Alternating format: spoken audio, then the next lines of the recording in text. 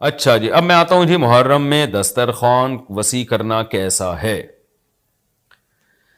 اس بارے میں ایک روایت ہے کہ عاشورہ کے دن جو اپنے اہل و عیال پر دسترخوان وسیع کرے گا، ان کو کھلائے گا، تو اللہ اس کے رزق میں برکت دیں گے. یہ روایت سند کے لحاظ سے کمزور ہے. بعض علماء کی رائے یہ ہے کہ اگرچہ کمزور روایت ہے مگر فضائل میں چلتی ہے، تو کوئی اچھی نیت سے دسترخوان وسیع کر دے.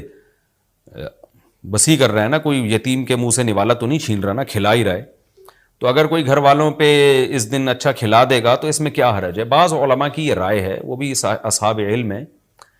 لیکن بندہ ایک کو ہمیشہ سے ایک اشکال رہا ہے کہ جب ایک بالکل بے غبار صحیح حدیث ہمارے سامنے موجود ہے تو اس کے مقابلے میں ایسی کمزور روایت کو ہم کس بیس پہ ترجیح دے سکتے ہیں. ہمارے سامنے جو بے غبار اور بالکل مستند حدیث ہے، جس کی سند پہ کوئی کلام نہیں ہے، وہ ہے روزہ. عاشورہ کے دن روزہ رکھنا چاہیے. روزہ اور دسترخوان آپس میں جمع نہیں ہو سکتے. یعنی عاشورہ کے دن جب آپ دسترخوان وسیع کریں گے تو روزہ کیسے رکھیں گے؟ تو بعض لوگوں نے یہ تعویل کی ہے کہ افطاری میں کر لیں آپ. تو افطاری میں تو 10 تاریخ نہیں رہے گی نا، 11 شروع ہو جائے گی، وہ تو 11 محرم ہو جائے گی. بعض لوگوں نے یہ کہا کہ جی 9 محرم کو جب سورج غروب ہو تو عاشورہ کی رات کو دسترخوان وسیع کر لیں. تو حدیث کے ظاہر سے تو عاشورہ کا دن معلوم ہوتا ہے کہ جب عاشورہ والا دن شروع ہو چکا ہو، یعنی صبح صادق کے بعد. یعنی حدیث میں تکلفات کرنے پڑ رہے ہیں، اس کی تعویلات کرنی پڑ رہی ہیں. تو اس بارے میں علامہ ابن تیمیہ رحمہ اللہ کی رائے ہمیں بہت صحیح معلوم ہوتی ہے. انہوں نے یہ لکھا ہے کہ اصل میں ہوا یہ تھا کہ جب شیعہ حضرات نے عاشورہ کے دن کو منحوس سمجھنا شروع کر دیا کہ یہ منحوس دن ہے اور اس میں غم کا دن ہے، تو بعض سنیوں نے ان کے مخالفت میں نا اس کو خوشی کا دن منانا شروع کر دیا. یعنی ہوتا ہے نا، آپ کسی کی مخالفت میں حد سے تجاوز کرتے ہیں، تو انہوں نے خوشی کے دن کے لیے اس میں کھانے پینے کی روایتیں گڑھ لی، کھاؤ پیو کھلاؤ پلاؤ، تاکہ بالکل ان کی مخالفت ہو.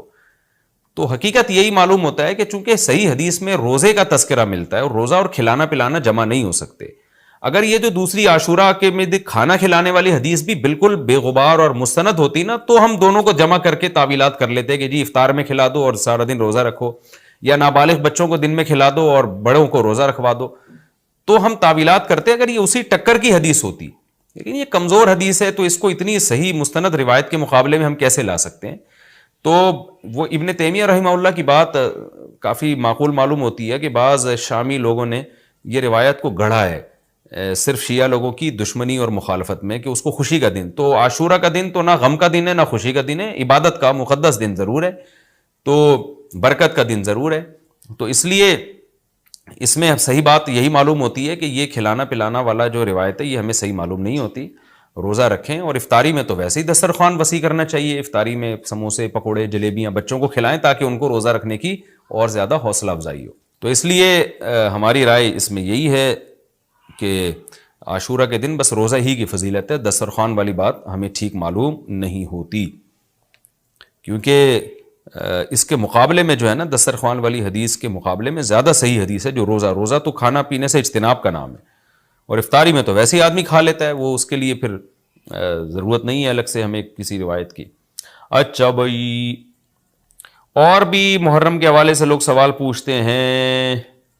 کالے کپڑے بھی ہو گئے، اور کیا رہ گیا بھائی؟ حلیم رہ گیا. حلیم محرم میں حلیم بھی بناتے ہیں لوگ، تو بے اصل چیز ہے، بدعت ہے. کوئی ثواب سمجھ کے کریں گے بدعت ہے. بعض لوگ کہتے ہیں ہم ثواب سمجھ کے نہیں کر رہے، ویسے ہی سب بنا رہے ہیں تو ہم بھی بنا رہے ہیں. تو بدعت کی تائید تو ہو رہی ہے نا. آپ پورا سال پڑا ہے حلیم کھانے کے لیے، آپ کو کیا مصیبت ہے کہ آپ محرم ہی میں دیگ پکائیں؟ پورے سال کیوں نہیں پکا رہے تھے آپ؟ تو جب ایک رسم معاشرے میں غلط رسم پھیل جاتی ہے تو اس کا بائیکاٹ کرنا چاہیے. تو آپ نہ بنائیں، کسی اور مہینے میں بنا لیں آپ. تو پوری رات دیگیں چل رہی ہوتی ہیں. مذہب کے نام پہ تو یہ کام نہ کیا جائے نا. اور جو لوگ کہتے ہیں مذہب کے نام پہ نہیں کر رہے، ہم تو ویسے انٹرٹینمنٹ کر رہے ہیں، تو یار کسی اور دن کر لو بھائی. تم پورا سال پڑا ہوا ہے نا، ہم نے کب کہا ہے کہ آپ دیگیں نہ پکائیں؟ آپ پکائیں، پوری رات گھوٹے لگائیں اس میں، کسی اور دن کر لیں آپ. اس لیے اسلام کو بچائیں خرافات سے. اسلام کو ہمارے ذمے ہے کہ ہم اسلام کو اسلام وہی ہے جو نبی لے کر آئے. الیوم اکملت لکم دینکم واتممت علیکم نعمتی ورضیت لکم الاسلام دینا. اللہ کہتے ہیں آج کے دن میں نے دین مکمل کر دیا. جب یہ آیتیں نبی پہ نازل ہو گئیں تو اس میں حلیم نہیں تھا، محرم کا حلیم. تو دین مکمل ہو چکا، اس کو رہنے دیں آپ. اور پھر وہی ہے کہ جب آپ روزہ رکھیں گے تو حلیم کھائیں گے کس وقت؟ رات کو آپ کھائیں گے تو رات کو تو ویسے ہی کم کھانا چاہیے، سونے کے لیے اللہ نے رات بنائی ہے، کھانے پینے کے لیے تھوڑی بنائی ہے رات، دن میں آپ نے روزہ رکھنا ہے، تو وہ یہ روزے سے بھی میچ نہیں کر رہا یہ جو حلیم ہے نا، اس لیے اس سے اجتناب کریں، ایوائڈ کریں۔ جو گلی کے لونڈے لپاڑے بنا رہے ہوتے ہیں ان کو محبت سے سمجھا دیں، یار اگلے دن بنا لو، باز آ جائے ٹھیک ہے، نہیں تو پھر نکل لیں آپ پتلی گلی سے، الجھے نہیں لوگوں سے۔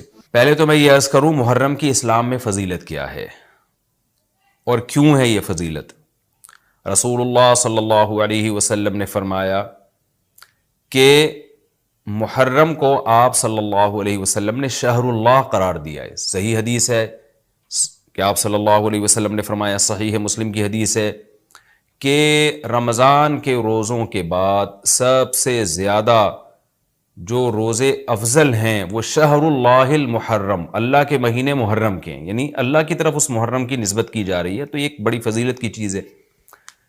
اور قرآن میں جن 4 مہینوں کو محترم قرار دیا ہے، عرب ان مہینوں میں جنگ و جدال کو حرام سمجھا کرتے تھے کہ یار یہ ناجائز ہے، اس میں جنگ نہیں کرنی چاہیے، ان مہینوں کا احترام لازم ہے۔ ان میں 4 مہینوں میں محرم بھی ہے، محرم، رجب، ذی الحجہ، ذی قعدہ، ذی الحجہ، یہ 4 مہینے ہیں جو محترم ہے، لیکن اس میں پھر رجب بھی داخل ہے اور ذی قعدہ بھی اور ذی الحجہ بھی، تو یہ بھی ہے۔ اور 10 محرم کے روزے کی بڑی فضیلت ہے، آپ صلی اللہ علیہ وسلم نے فرمایا 1 سال کے گناہوں کی معافی کا ذریعہ بنتا ہے، لیکن آپ نے فرمایا کہ یہودیوں کی مشابہت نہ کرو، کیونکہ یہودی 1 روزہ رکھتے ہیں تو ہم 9، 10 یا 10، 11 2 روزے ملائیں گے، تو یہ محرم کی فضیلت ہے۔ اور یہ کیوں ہے اس کی ہمیں وجہ معلوم نہیں ہے۔ جیسے کسی نے ابھی بھائی نے سوال پوچھا نا ایک کہ اس میں کوئی واقعات ہوئے تھے، تو پہلے میں بتا دوں 10 محرم میں جب نبی صلی اللہ علیہ وسلم نے محرم کے مہینے کی یہ فضیلت بیان کی تو اس کو کسی واقعے کی بیس پہ بیان نہیں کی ہے۔ اس بارے میں جتنے واقعات ہمارے پاس منقول ہیں کہ آدم علیہ السلام جنت سے زمین پہ آئے تھے، یا قیامت آئے گی اس دن، یا یہ کہ اور پتہ نہیں کیا کیا ابراہیم علیہ السلام کو آگ میں ڈالا گیا، یہ سب من گھڑت ہیں، اس کی کوئی حقیقت نہیں ہے، موضوع روایتیں ہیں۔